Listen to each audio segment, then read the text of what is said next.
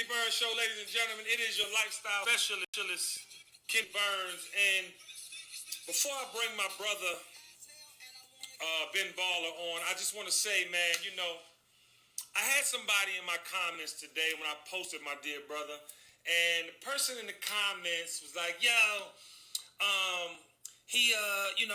what's he doing for black people? They buying all this jewelry, right? So I hit the person back respectfully. I was like, look, hold on. I said, number one, he's a minority just like us. I was like, number two, you know, he gives free game without, you know what I'm saying? He shares his story. I mean, he really one of them guys, you know what I'm saying?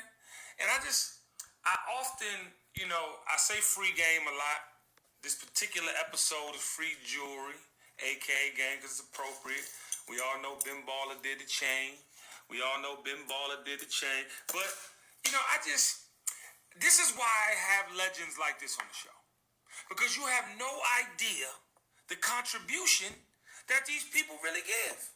This social media thing is not a free-for-all for you to say whatever you want, not know the facts. You have to know the facts. But here on the Kenny Burns Show, I'm going to give you some facts. Matter of fact, bars. I'm going to get my brother on the phone right now. Ladies and gentlemen, hold on, I got something for you special. Before you say anything, Ben, hold on. I got something. Hold on, Ben. Before you say anything, I got to give you your setup song. I got to give you a setup song. I was playing Eazy-E, Boys in the Hood, because I know you from the West. You rep it the best. Hold on, here we go. Here's some theme music for my brother. I don't know if they know this.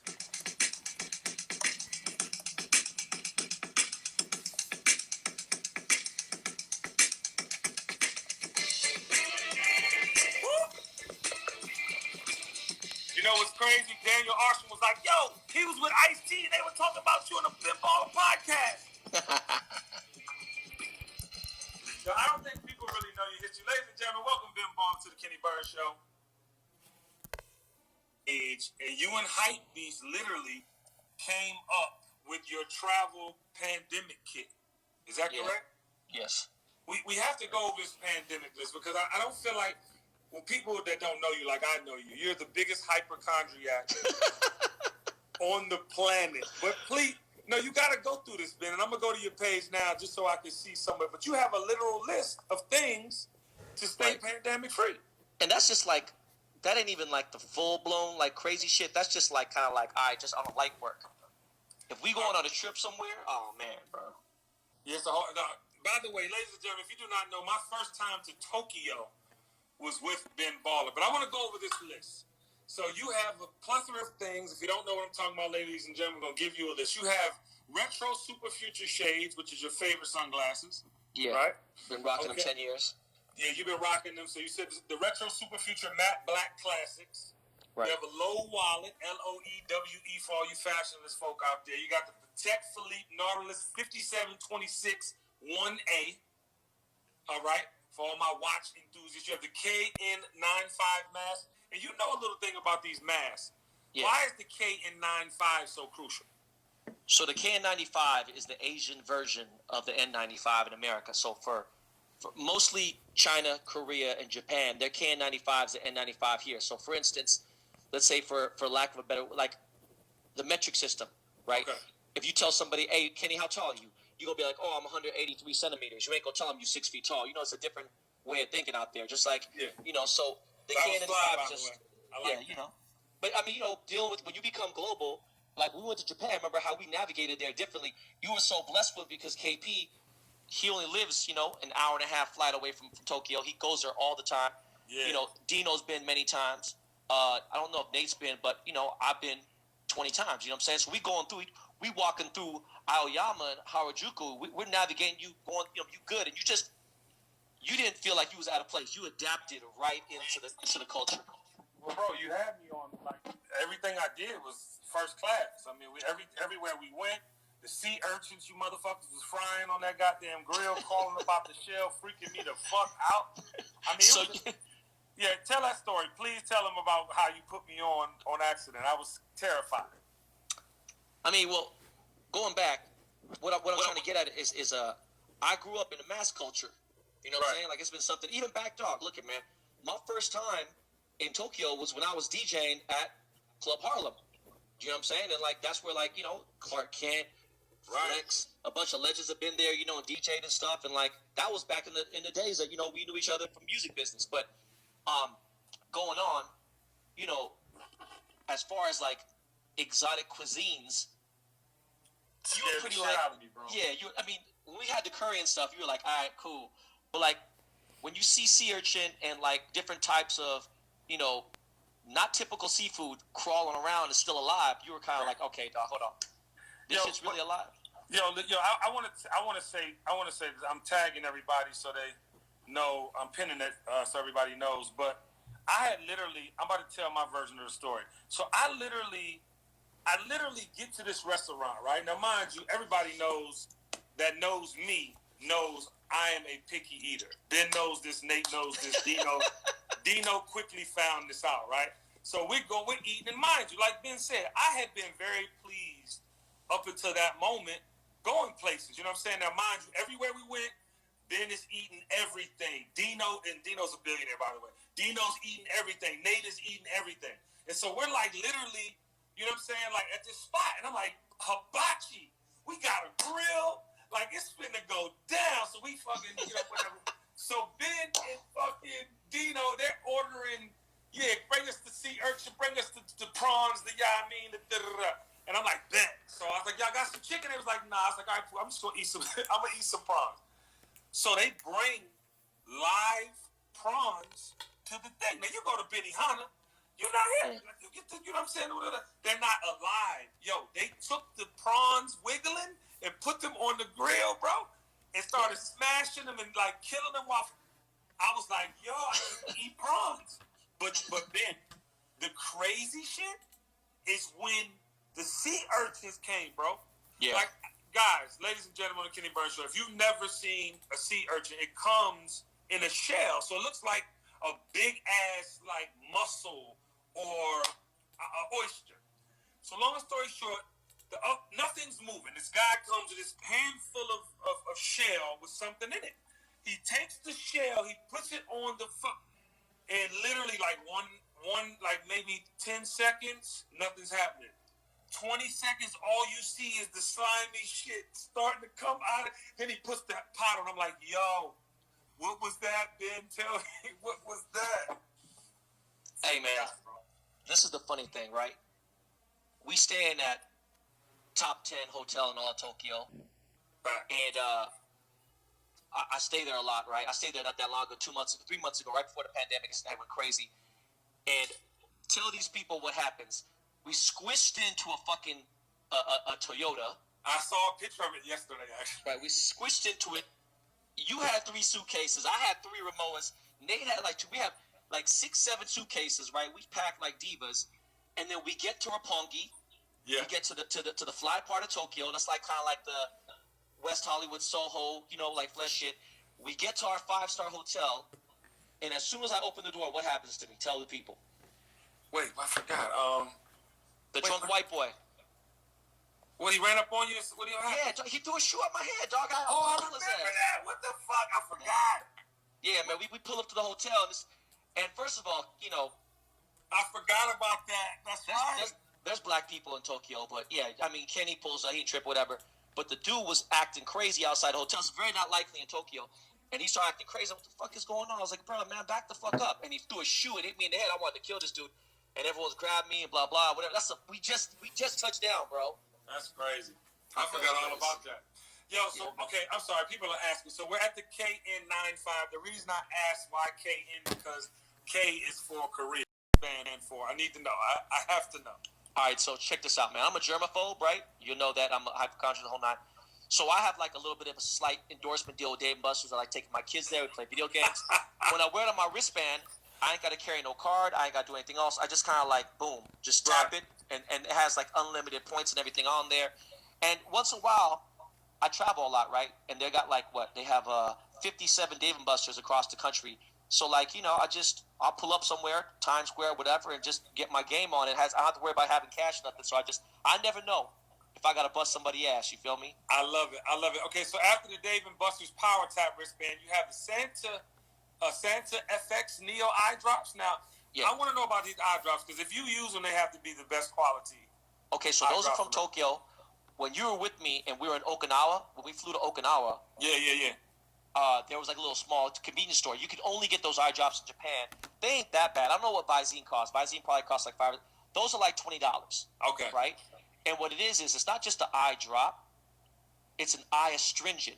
Oh. So when you put them in your eyeballs, you go blind for about 1 second because they go burn the shit out of your eyes. But it's like an addicting feeling. It's like massaging your eyes. You're like, fuck, what the shit is this? Right. And astringent cleans your eyes. So then after, your shit's super clear. You know, I smoke, so, you know, I want to have my shit crisp. And they're just Japanese eyes. I've been fucking with them for like 20 years, man.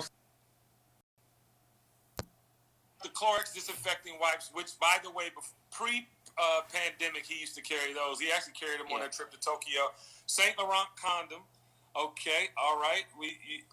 You don't use. Okay, never mind. We ain't having no more kids, dog. We ain't having no more kids. Oh, okay. I was curious. I didn't know. Yeah. The gum toothpicks. Love those toothpicks, by the way. Those are very necessary. And I don't know what you youngins are doing nowadays, but there's so much shit in your teeth. You need those gum, GUM toothpicks. A Harris pen. You're so fancy. Your Harris pen is it? Hey, you never know. Like, check it out, bro. A lot of motherfuckers got this shit on their phone and everything, right? But sometimes you want to write some shit down. Yeah. You got to keep your penmanship up. You know what I'm saying? I like my handwriting. I have nice handwriting. Right, and you actually do. You actually said reusable metal straw. So you don't really. I notice when we go out, you really like. I don't know. You're boiling. So what happens is, I have the straw, and it has a cleaner and everything in there because one, I try to be sustainable, right? People start getting because like in San Francisco, in certain areas, even Tokyo, they're one of the first ones to adopt it. You know, they don't want the straws going to the ocean and shit. Right. So I bring my own metal straw. It's retractable. It's boom, and it's obviously a lot more sanitary. Right. So when I go, I have the metal straw, boom, and I drink out of that anywhere I go. So I always have a straw. One, two, I ain't got to worry about germs, all that type of stuff because it gets cleaned and sanitized every day. So or every time I use it. So it's just very convenient, dog. I like to be prepared all the time. So I see your Louis Vuitton earbuds. Are those the Kevin Durant joints? Yeah. It was a gift from KD, actually, yeah. So yeah, KD sent Jessica and I some as well. And the Go Puck, bro, I'm still waiting. No, that's the best chart. You let me use yours the entire time. I'll make sure they send you like 2 or 3 of them. I appreciate it. But guys, this is the legend Ben Baller's, basically his hype beast / essential. You did this with hype beast, correct? Yeah, we did one in 2012, and then now because we're promoting the COVID-19 stay-at-home thing, boom. It's like if I had to come out, and plus they about to open the economy up probably in the next couple of weeks, so yes, that shit's gonna stay with me in like a little fanny pack. You feel me? I feel you, brother. All right, now your legend, starts in jewelry. I know you like around pre jewelry and yeah, but I just want to go back a little bit because I don't think people realize how far you go back with culture, right. With pop culture and culture, all the same.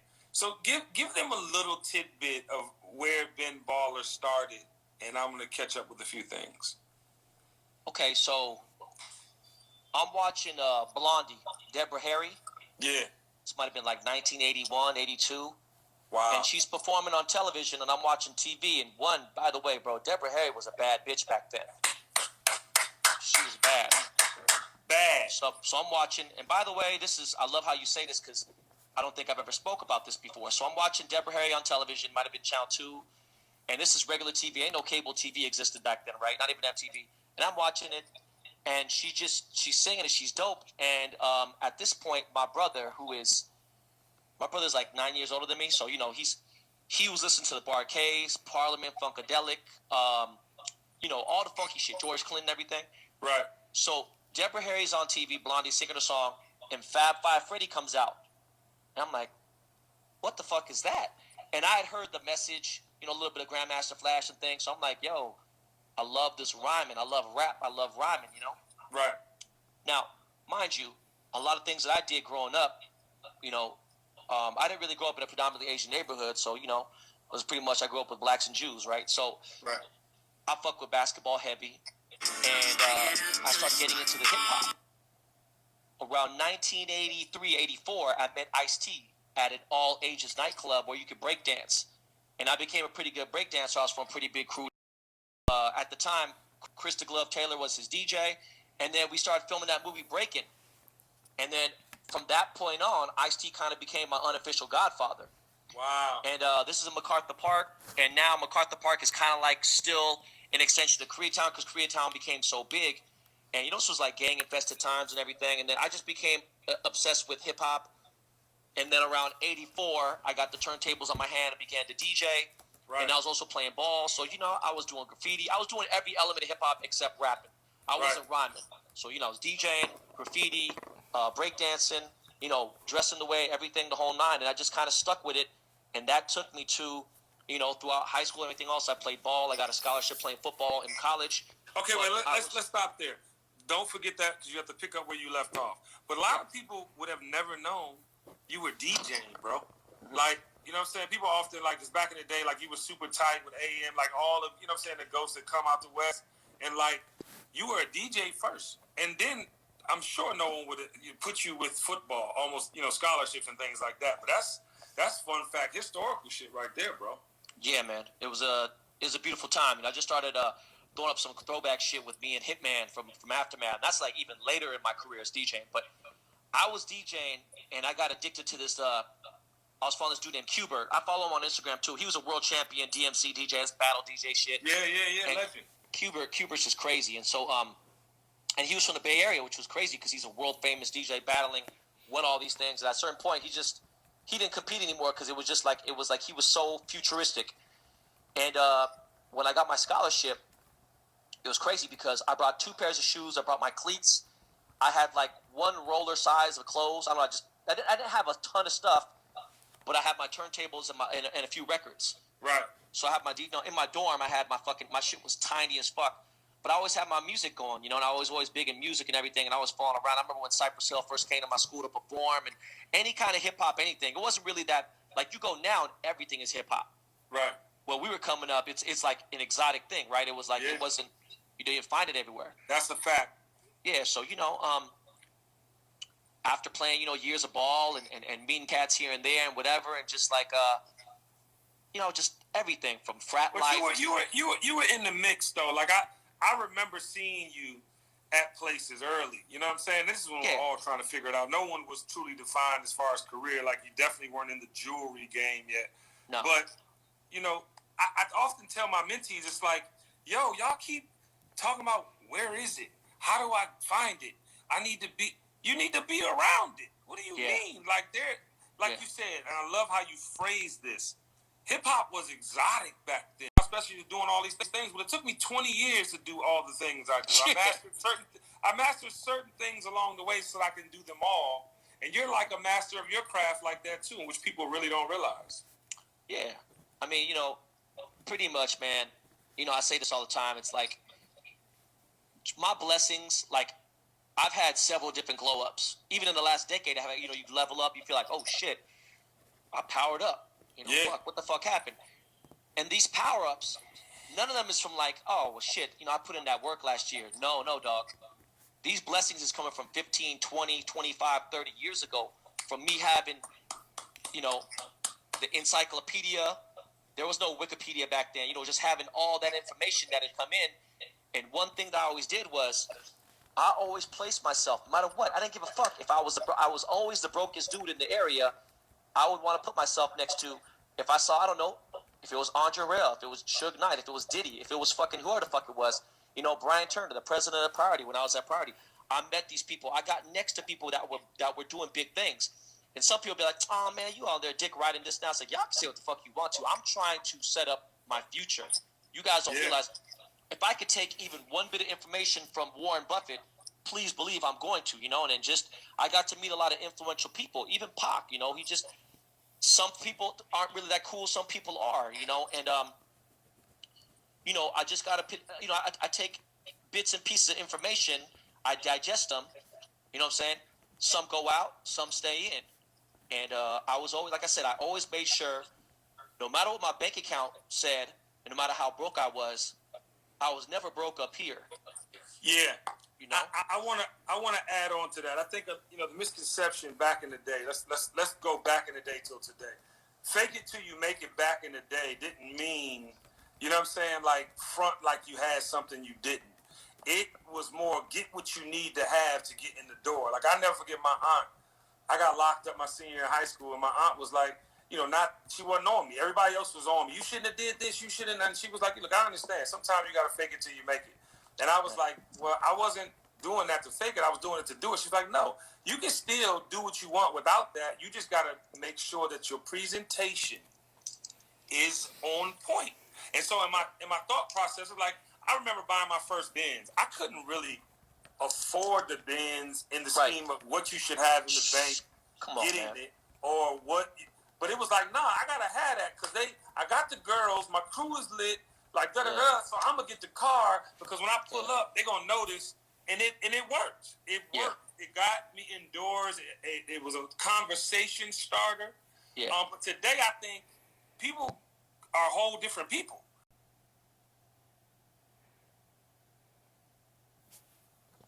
Several times throughout since Instagram started in 2011. Every time I post like a crazy car, and I don't really post cars anymore on my page, but I be like, I know it's rare for Instagram, but everything I post on my page I actually own.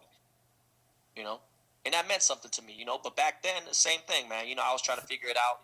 I didn't have no bread, whatever, and you just go through, But I mean, look at, man, I had some of the best times of my life, bro.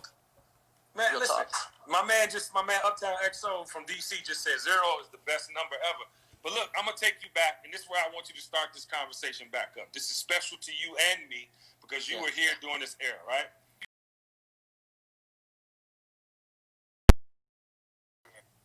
I mean, bro, come on, bro. How was your transition from figuring it out, like saying like, okay, I'm in, I can go here now, and then immediately go into the music business? I mean, it was amazing, bro. I mean, how about just even getting in the music business and then linking with Biggs and Dame and Jay?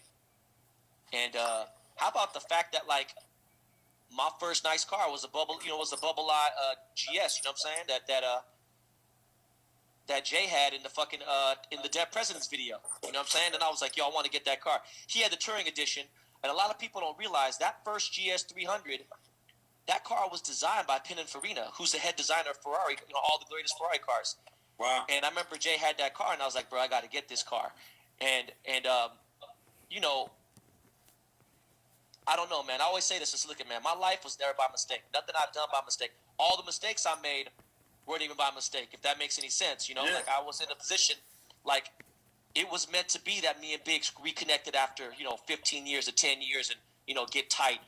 Me and you reconnect in certain things, and people, and if they don't, they don't. But, back then, again, I'm just trying to figure out life, I mean, at first I was like, all right, I just want to make money. I want to get bitches. I want to have this, this, and this. And then now it's like, look, man, I just want a better life for my kids. Yeah. Right now I'm just like, as much as I still have nice things, it's cool. A nice home is obviously much more important. Back when we was around, we could be in a fucking apartment somewhere and don't give a fuck as long as we had the cool whip and whatever, When I first got married and moved to California, when I was doing Dream, when we brought all the 2620 dudes out to LA. Yeah. It was so crazy you say that because I was in La Estancia Apartments, bro. That was the apartment where all the actors and celebrities. I know you're talking about. And I had a 2-bedroom, bro, with 3 cars. I had a '63 Lincoln Suicide. I had the big body Benz and the ML for wifey. And I'm thinking to myself, like, what am I doing, bro? Like, this is not who I'm meant to be. Because I felt like at that time, and I'm very fortunate for this, is like so many people were getting defined by what they had. So what they had to keep. And if they didn't have that, they... What you mean we realized boring? For myself, I didn't want to play catch-up. I didn't want to be living beyond my means. You know what I'm saying? There was just certain things. But I learned that in L.A., man, because L.A. will tear your ass up. Bro, I'm born and raised here, bro. You know what I'm saying? And you see the people always talking shit about, I hate L.A. people here and there. Most of the people that say that about them, one, they ain't even from L.A. and they ain't from here. It's a different type of people that are from here. And then the people that are from here, they allow it. They allow the fuck shit to happen. They allow people to say and be funny style and be whatever it is, But I mean, you know, they're two different LAs. They're two different LAs. I mean, they're multiple LAs. Honestly, if you're dealing in culture, right? Because you have.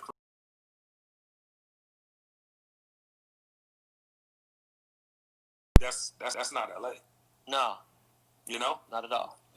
You fuck around, make a wrong turn, and end up on Crenshaw and Slauson, and just be, you ain't gonna see no Hollywood over there, And it's a trip, man. So when did the jewelry start? Because you are, if not the biggest legend in jewelry, you got to be top 2, 3. So 5.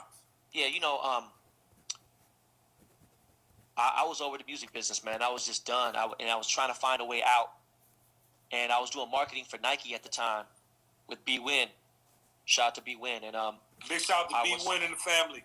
And I was working with Nike, and we had this thing called the Blue House. And only the real super duper, like, some of these young cats that are in the game now, in the sneaker game, like, I fuck with them, and I respect the fact that they even did, because there's not really much. I don't think you can look on the internet for it. You may be able to, but, like, you have to really dig deep for vintage things and understand the culture, where the sneaker shit came from, why they call Air Force Ones uptowns, and, certain things or whatever. And kids now, they don't give a fuck because there's StockX and fucking GOAT and all these other sneaker apps and shit, right? But, like, Sean Witherspoon and ASAP Bari and ASAP Bari's crew, because that's Og. And, ASAP Bari owns, he's the founder of V-Loan, all that shit and everything, right? And, like, he knew me because of jewelry, whatever. But he had this special dinner one night. We had a V-Loan dinner. Right. And V-Loan is part of Og under the umbrella. And we're all just chilling at a restaurant. And this lady came out to cook. And we in the hood. We in my old neighborhood. And, this black woman comes out. She starts cooking. And she has a vegan dishes. She has pescatarian. And I'm like, oh, shit. I was like, Lisa, what the fuck? I see you in a minute. Right. And she starts telling Bari, she's like, man, Ben was part of the Blue House. He was one of the main guys that ran the Nike house. It fucked him up so bad that I was a part of that. He didn't know what to say. Do you know what I mean? He's like, God damn. Why? So because it was like a legendary energy house. It was one of the first marketing houses that Nike ran the Nike house. Like, put it this way. I had cars paint the wall. And he wasn't anybody then. You know what I mean? And we had to pay him $5,000 to do it. So, So whoever doesn't know who Cause is, yeah. So, anyways, with the Blue House, the salary wasn't great, but I was able to get Blueprint, Air Force Ones, Jay-Z, Black Album Air Force Ones, a lot of rare kicks, and I just had been collecting kicks since like '96, '97, since our time and everything. I remember. When I was working with Missy Elliott before Missy even had a deal. She was in a group called System, right? Yeah. And was it Devontae's or was it Dalvin's? I forgot who. No, it was damn, who was that? It was Dalvin's, I think, bro. Oh, Dalvin. Yeah, okay, maybe it was. I thought it was Devontae's. It was one of the dudes from Jodeci, regardless. Yeah. And Missy Elliott was writing for an album that I had, and me and T Smooth, a.k.a. Tony De Niro, had a group, an R&B group, and Missy was writing for us. And so Missy was, she's an enormous, icon in music and hip hop and R&B, but Missy was a heavy. She was always had fresh style. Missy's style was always dope. So she fucked with Air Force Ones, and it got me even more inclined because I was more of a Jordan person, right? And these are, at that point, remember, Jordans were current, meaning the 11 that just came out for the first time, the 10 that just came out, the 9, you know what I'm saying? Like, these are current shoes. They ain't retros. They're not remakes. Right. So I'm just collecting sneakers, and I'm broke. I'm living beyond my means. I might have a Versace shirt, but I didn't have. There might have been a point where I had Versace shirt, Jordans on my feet, and I didn't have $200 in my bank account. You know what I'm saying? Just stupid shit like that. So I just collected a gang of kicks, and then I got into a personal disagreement with Nike about a shoe I was putting out with them. We was doing a shoe, collaboration. And I just said, man, I can't deal with the fuck shit anymore. And I can't deal with music. I can't deal with sneakers. I can't deal with corporates anymore. I cannot work for somebody else. I got to be my own boss. Right. So I said, fuck everybody. Boom. I was done. So I started selling my sneakers off. A lot of them went to Tokyo. And I put an auction up on eBay. 2 auctions. Right. And with the 2 auctions, they started getting a lot of gravitation on these message forums. This place called Nike Talk. And one auction ended for $1.9 million. The other auction ended for like $380,000. So. And this is of your shoe collection. Sneakers, yeah. So plus all the sneakers that I had sold in Tokyo, all together it was almost 3 million. It wasn't just 3 million, but it was almost. And all that right there, I was like, all right, now it's 2004. I got $2.8 million liquid. I told every club I was DJing for, I said, hey, listen, I got somebody that's going to DJ for me. I can't make it in, blah, blah. And basically, eventually, I just didn't end up showing up. I didn't want to quit. I wanted to let them down because they didn't want me to come in, right? I was DJing some popping spots. And then I had told Nike on my website, I had benballer.com, I was like, fuck Nike, boom, fuck this. And my ego went out of control. I never had money before. You know what I mean? Wait, so I just want to clarify this for people. This is Ben Baller. 2004 is the year. Nike Talk is a very huge platform. It was almost like legendary. Legendary. Is it real legendary? And you made almost $3 million selling your personal shoe collection. Yeah. GOAT status. So I as soon as the first check cleared, I go to Beverly Hills, and the crazy thing is I took a taxi. I take a taxi to Beverly Hills Ferrari. I walk in the dealership, and this lady goes, how can I help you? And I was like, oh, I'm here looking at some cars. And she's like, okay. She's like, are you here to go, are you the new detail guy? Like, she thought I was there to wash cars, right? And I was like, bitch, please. I'm like, bitch, I'm here to buy a car. So they had a 360 Challenge Stradale right in the front, and there's a limited edition 360, and I was like, bitch, I want this car. I didn't say bitch, but right. I told the dude, I was like, yo, can you get me the person? Boom. Got the car right then and there. I was there maybe an hour and a half. Maybe they had to run some paperwork. Boom, bought the car. I drive right out that motherfucker. They moving cars out. I drive right out the dealership, go through the alley. Boom. And I head straight to K-Town. Go to Koreatown to go see my homies. My boy Prince worked for Trader Joe's. And I just started driving around the neighborhood. I said, hey, bro, car got 11 miles on it, right? I said, you got to drive this car, man. I said, I ain't driving that car, bro. I was like, no, dog, you need to drive this car because it's possible. I want to let you know it's possible. Motherfucker, remember I used to work at Subway, dog. Possible, homie. You know what I'm saying? It just took some time and some patience. So, you know, they go around the block. We start rubbing through the neighborhood, boom. And I go home, and I'm like, all right, so what am I going to do now? You know? I was engaged at the time. It was the only time I've been engaged in my entire life, and I was engaged to a supermodel from Japan. And she was like, in her words, she was like, you're on some shit right now. Right. Like, I'm about to go to Milan, and then I'm going to Tokyo, and I'll see you in Tokyo. Hopefully when I see you in Tokyo, maybe I know who Ben Yang is. You know what I'm saying? Maybe you at this time, just to catch everybody up, your first time having real money, you go buy a fucking Ferrari. I'm assuming this is how you got into the car game, because we'll get into that, I'm sure. You're dating a supermodel. You're feeling yourself, and she's telling you this, and now what happens? I lose my mind, bro. I'm like, I go to the motorcycle dealership. I buy 2 new motorcycles. Hold on, is this the Ben Baller from that era? Hold on, let me see how I turn this around. Is this the Ben Baller from that era? No, that's even years after. Okay, so we're not there yet. You're not got the whole. I want you to play an Asian gangster in my new video. We got it's called Real N-Word Roll Call, right? And I was like, it's featuring Ice Cube, and the theme of the video is it's me and the East Side Boys and Cube, and I get into it because I fucked the head mob boss, the Asian mob gang boss's girlfriend, and the girlfriend was Tamala, right? Jones. Right. Tamala, I know Tamala since way back, so I'm like, all right. So we shooting outside the hood, and we shoot this video, boom, and it's all these video girls and all this other shit, whatever, and there's a lot of video bitches there.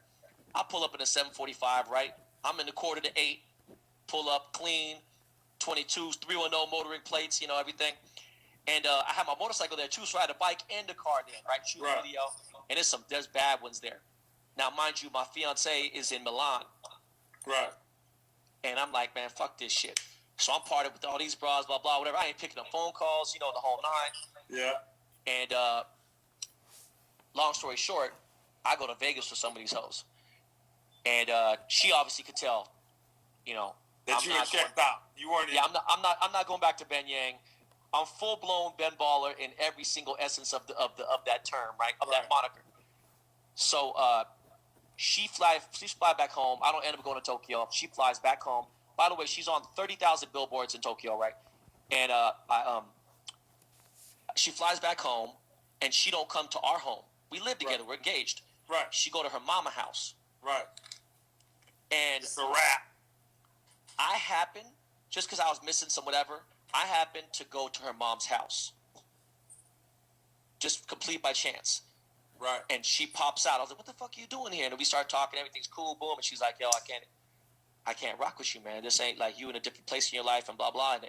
And I'm focused on work and everything else. So at that point, she was like, "Yo, I can't," like pretty much she was calling me a fucking loser and a scumbag and everything possible. So we had broken off the engagement. I went to like a little bit of a depression because I was like, "Damn, man, fuck, what the fuck am I doing?" That same week, one of my motorcycles got stolen. They was trying to steal the wheels off my car. I'm like, oh man, the energy's all fucked up, right? It's like, oh, but this is the transferring of energy. This is Ben Yang, yeah, going into Ben Baller. Is that part of the reason? Because you were on that lean early, Ben. Like, yeah. I was drinking lean then too. So yeah, you were on that early. I was on everything possible, and like, pretty much, long story short, I said, you know what I need to do? I've been out of the country like 4 or 5 times in my life. I need to get some real culture. I need to become global. I need to become a worldly person. I need to go and do like Richie and Justin them was sending Dame and Jay and all them to Paris for the first time. They all showed them that, they first. I was like, look, man, I want to do this shit with my own bread. I got a passport. Boom. I went to Europe. I hit London, Denmark, fucking Sweden. I went to fucking Saint-Tropez. I went to Monte Carlo. I went to Paris. I went to Italy. Went to Milan. I went to Sardinia. Then from there, I went to fucking Thailand. Went to Singapore. I went to China. Went to Korea. Went to Tokyo. And I came back. Boom. Came back home. No suitcase. No nothing. I bought everything as I was there. Boom. Essentials. Came back home. Went to Brazil. Then Brazil. Just traveled around. I was like, look, let me just absorb some shit. What the fuck am I gonna do? I was thinking about opening up a barbershop that was like a one-stop shop where, like, okay, everyone that come in here from ATL, from New York, whatever, you go to the barbershop, you get a cut, you got a fresh white tee, you get some kicks, you get everything. It was kind of like a novelty shop that had everything, including getting a cut and a shave. Right. And I was like, man, bro, I was gonna do it with Mr. Cartoon. Mr. Cartoon started mentoring me for like, And Mr. Cartoon did a lot of your ink, correct? He did most of it, yeah. Right. So Mr. Cartoon's like starting to mentor me, and he's already established. He's killing it. He got a big brand. And Mr. Cartoon's about to start up a business, and he pulled me. We used to bump heads all the time. He's like, bro, your ego out of control, blah, blah. And, he's already a big dude. He wants to be the star, and he should be. I'm in his yard. I'm not, we're not at my house. I'm in his backyard, in his house. Right. So finally he pulled me to the side after mentoring me for a little while, and he said, hey, man, I'm going to be real with you, dog. You a bad motherfucker. You talented as fuck. He was really good at telling me a lot of good shit, you know what I mean? And not letting me he's like, but bro, you can't be here no more, bro. Like, wow. I love you here and everything, right? And it was like he was paying me, just mentoring me, and he goes, but bro, you too badass. You got to figure something out, bro. Wow. He's like, you good with jewelry. You see, I got a lot of jewelry here. Tunes have big chains. I remember. Every celebrity is walking through there. He's like, bro, you got to figure something out. And that was when I hit my cousin. I was like, hey, bro. My cousin had hit me up like 6 years prior talking about he wanted to make some jewelry for the Aftermath Entertainment artists and stuff and everything. And I drive down to Slauson, man. And my cousin's like, all right, let's he didn't even ask, like, let's do it. Like, he was like immediately with it, like, as if, hey, Kenny, let's start up a television company. I mean, like, literally it was that ridiculous in a way. And my cousin's like, let's start right now. Let's start. Was he? And this is If and Co. They were at the Slauson swap meet. He was called Tiffany Jewelry. Tiffany. It was just like a little booth and shit, right? And I was like, all right, let's start up a company. And I was just thinking about old school hip hop words. One of the words I love is fresh, right? Fresh as fuck, fresh. Get fresh, everything fresh. Right. And then I seen my cousin had like a little sign on his ghetto ass shit. It said icy. And I was like, oh shit, okay, icy fresh. Yeah. So, I didn't even know that. Yeah. And then, the funny thing is, we were icy fresh until about 2008. And then what happens is, with these corporations, like, let's say, for instance, Kenny, you doing a commercial for Ciroc, okay? And you wearing a Gucci jacket with GG's all over it. Okay, whatever. You doing 1884. You had a commercial, global commercial. You wearing a Gucci jacket that got GG's everywhere. Yeah. They ain't gonna let you wear that jacket unless Gucci give you the clearance. You know what I'm saying? They just can't. Right. It's just the way it is. So the way the internet works is there's SEOs, right? And the SEO is what, like, let's say, for instance, I type in lifestyle coach, and you're going to see, like, okay, boom, like, fucking, the fuck's that dude's name, man? The fucking Sanjay, fucking, whatever. Anyways, you're going to see, like, Kenny Burns might pop up in the top 10, right? Yeah.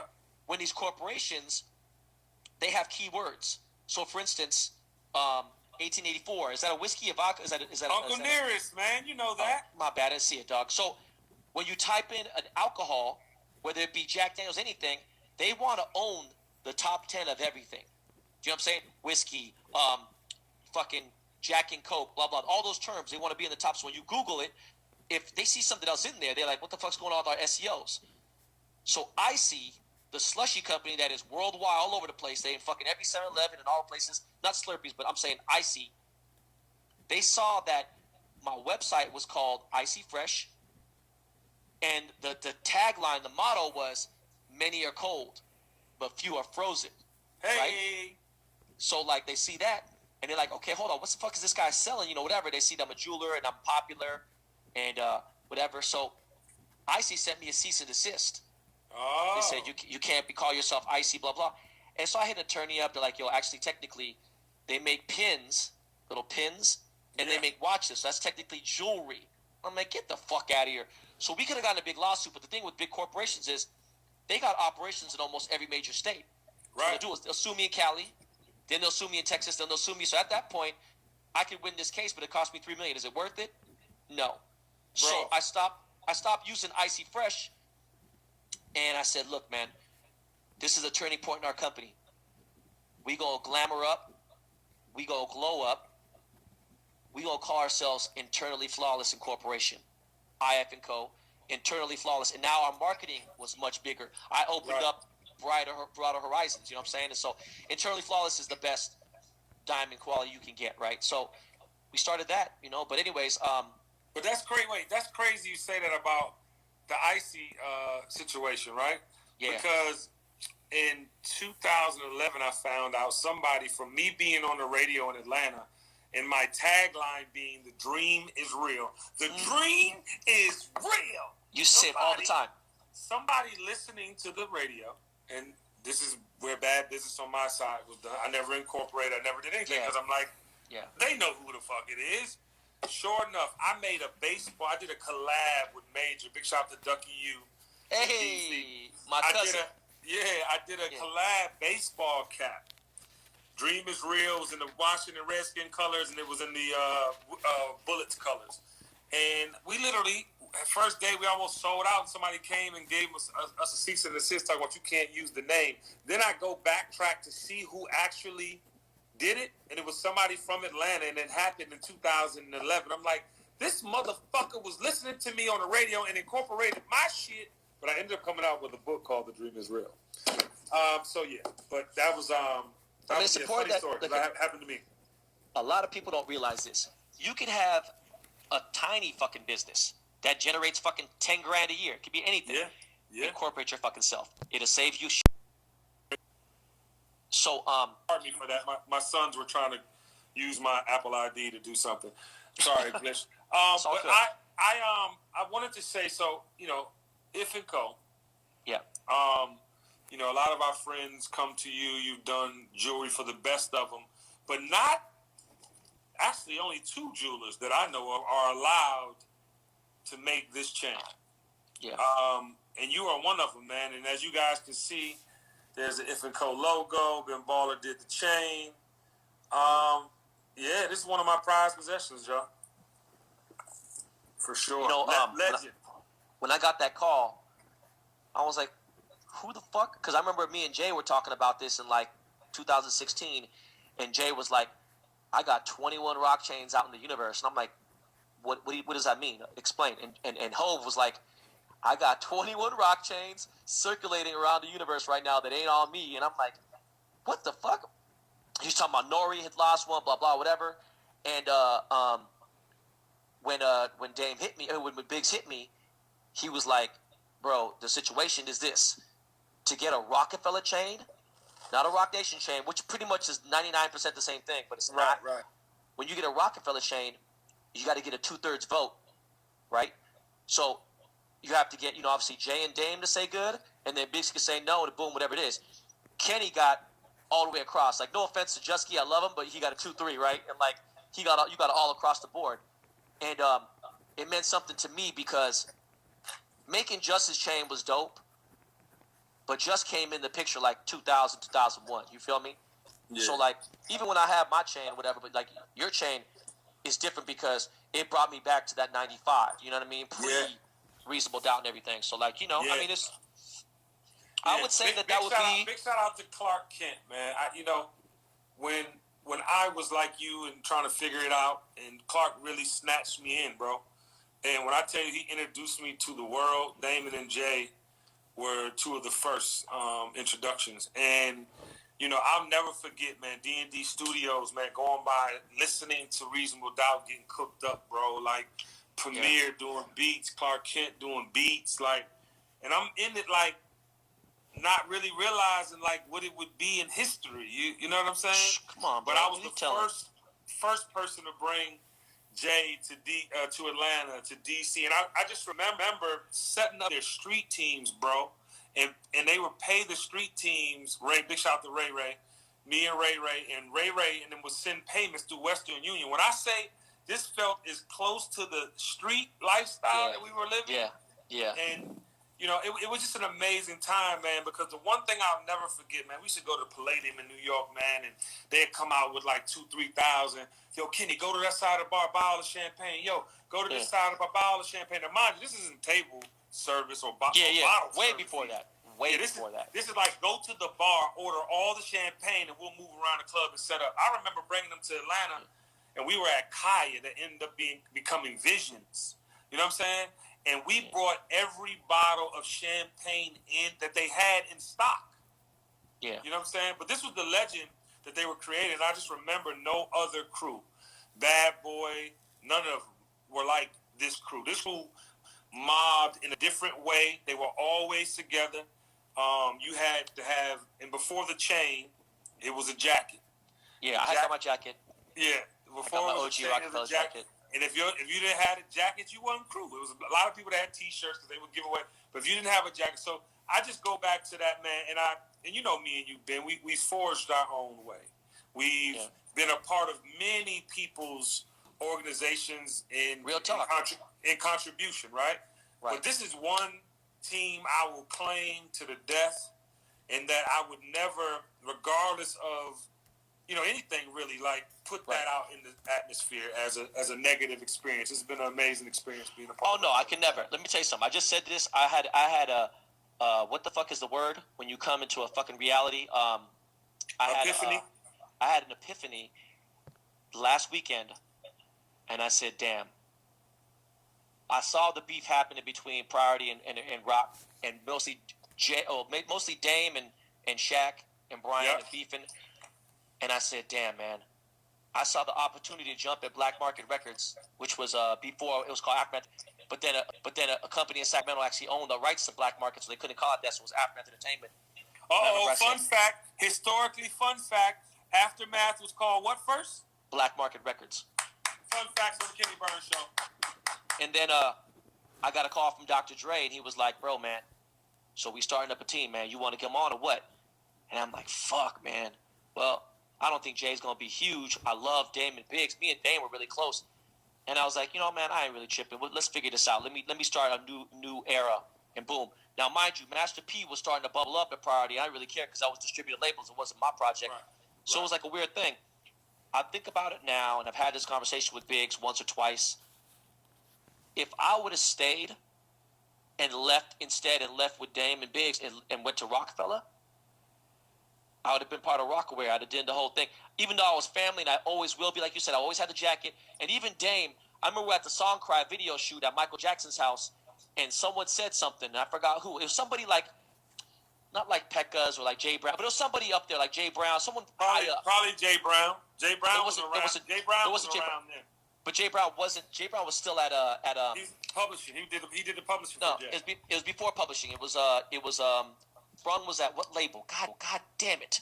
Small label through Warner Elektra. What the fuck was it? Sprung, you talking about the soundtrack? Yeah, what label is Yeah, that on? he was at the publishing company. He did the deal because of Sprung. I remember.